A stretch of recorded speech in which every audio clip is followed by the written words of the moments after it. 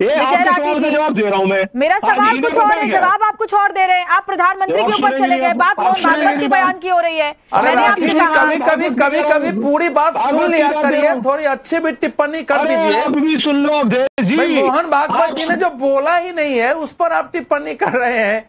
यार अवधेश जी, आप कब तक सरकार के तलवे चाटोगे यार? इनके पत्तल चाटने बंद कर दो अवधेश जी।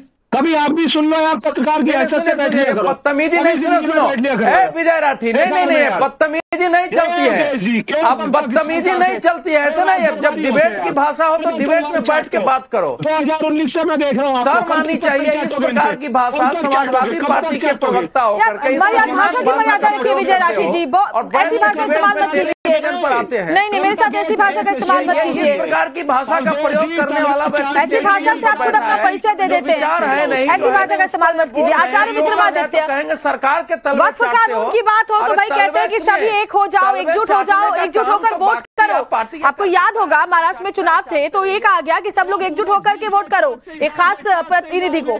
अब जब हिंदू एकता की बात सामने आती है कि हिंदू एकजुट हो जाओ, तो इस पर मिर्ची लग जाती है, इस पर सांप्रदायिक हिंदू मुस्लिम हो जाता है। हिंदू मुस्लिम करके हो ना। श्वेता जी, आपके सामने दिखाई दे रहा है, राठी जी हैं, शर्मा जी हैं, ये सब अलग अलग छटक रहे हैं ना। इनको ही तो एक करने की बात की जा रही है कि भाई एक हो, राष्ट्र हित में एक होने की बात करो। अब भारत के ऊपर आक्रमण हुआ, इतने बड़ा कार्य किया गया, पाकिस्तान को दंडित करने के लिए, आतंकवादियों को दंडित करने का कार्य किया गया, और यहाँ बैठे हुए लोग हैं छिटक रहे हैं, बिटक रहे हैं। अरे भाई, पाकिस्तान के साथ मत जाके खड़े हो, आतंकवादियों के साथ में जो उनकी स्थिति हुई है उनके साथ दर्द इनको हो रहा है। बांग्लादेश में देखा है क्या स्थिति है? वो नहीं पूछ रहा है किस पार्टी की हो, वो जहां हिंदू देख रहा है वहां मार रहा है। पाकिस्तान के अंदर यही स्थिति थी कि कोई नहीं पूछा किस जाति के हो, किस वर्ण के हो, कहां हो, किस पार्टी के हो। जहां दिखा हिंदू मार दिया गया। आज 70 साल के अंदर वहां हिंदू 15% से 1% पे आ गया है। बांग्लादेश में तो रोज मारे जा रहे हैं। आपको नहीं समझ में आ रहा है? ये आपके लिए बताया जा रहा है भाई साहब, ये आपके लिए बताया जा रहा है। सुनेंगे हमारी बात नहीं सुनी। सुन लीजिए राठी जी, बिल्कुल आपकी बात सुनी। अब तू तड़ाक पर आ गए, आप अभद्र भाषा का इस्तेमाल करने लगे।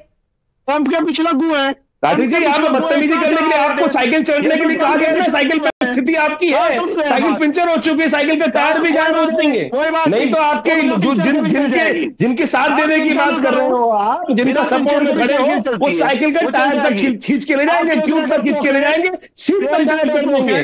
आपको समझ में आना चाहिए इस देश के अंदर एक होने की भी आवश्यकता है। अरे एक होने, माता पिता भी आपके यही कहते थे, भैया एक होके रहो, बेटो एक होके रहो, बच्चे एक होके रहो, परिवार एक रहेगा। वही आपको समझ में नहीं आ रहा है राठी जी, आपको समझ में आने वाली स्थिति नहीं है। जब पानी आपके सिर से निकल जाएगा तभी स्थिति समझ। अरे विजय राठी जी, मुझे एक बात बताइए, आप इतनी सांप्रदायिक बातें करते हैं, मुझे बताइए जब हिंदू धर्म पूछ के गोली मार दी गई उस वक्त आपको नहीं लगा कि धर्म पूछ कर गोली मारी गई? क्यों, क्या कहा हमने? हम तो सरकार के साथ थे। क्या कहा सरकार? तो फिर हिंदुओं के एकजुट होने की बात में कहां से बुरा लगने वाली बात है? मुझे बताइए ना, अगर हिंदू एकजुट होने की बात कहते हैं, इसमें बुरा क्यों लग रहा है आपको? क्या हो जाएगा हिंदू एकजुट हो जाएगा तो? क्या हो जाएगा आपको क्या लगता है? ट्रंप के आगे नतमस्तक क्यों हुई सरकार? ट्रंप के आगे कहा डरपोक क्यों निकली सरकार? कहां नतमस्तक हुई? सारी बातों को काटा, आपने पूरी बात सुनी नहीं।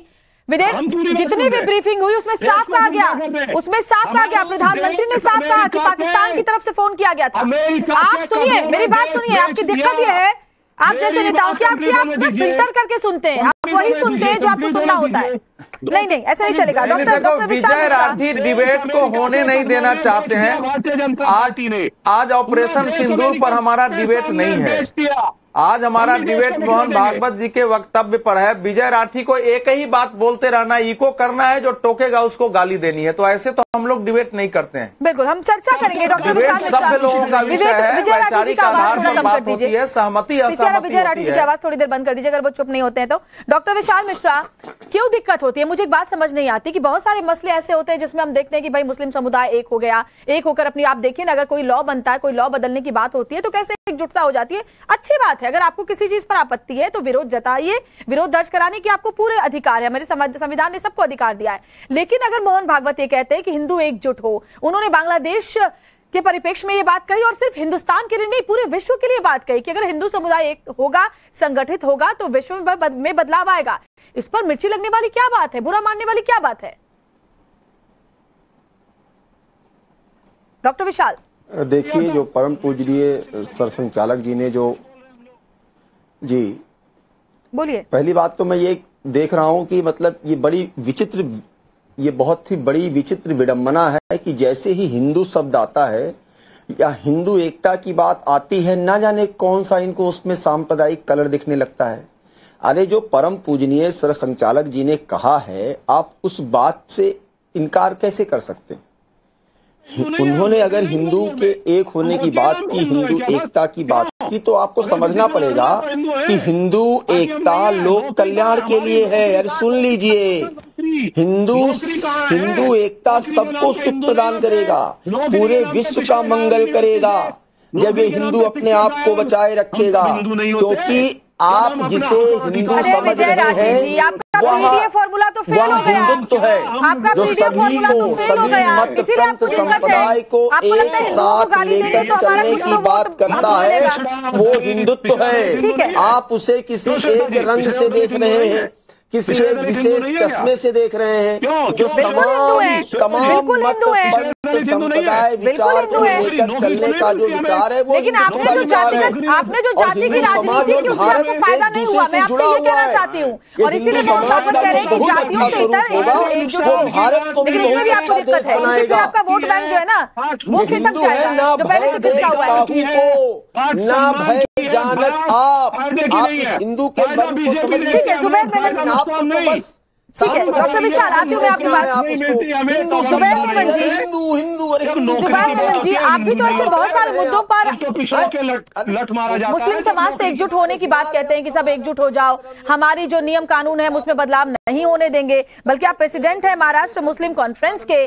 ऐसे में अगर मोहन भागवत ये कहते हैं कि हिंदू समाज एकजुट हो जाए तो इसमें क्या दिक्कत है? वो ये तो नहीं कह रहे कि हिंदू समाज एकजुट हो जाए तो समाज में बंटवारा होना चाहिए, वो सिर्फ हिंदू समाज को एकजुट होने की बात कह रहे हैं। इसमें कैसी सांप्रदायिकता नजर आती है लोगों को? नहीं, इसमें सांप्रदायिकता नहीं, पर इसमें एक बहुत बड़ी प्रॉब्लम है।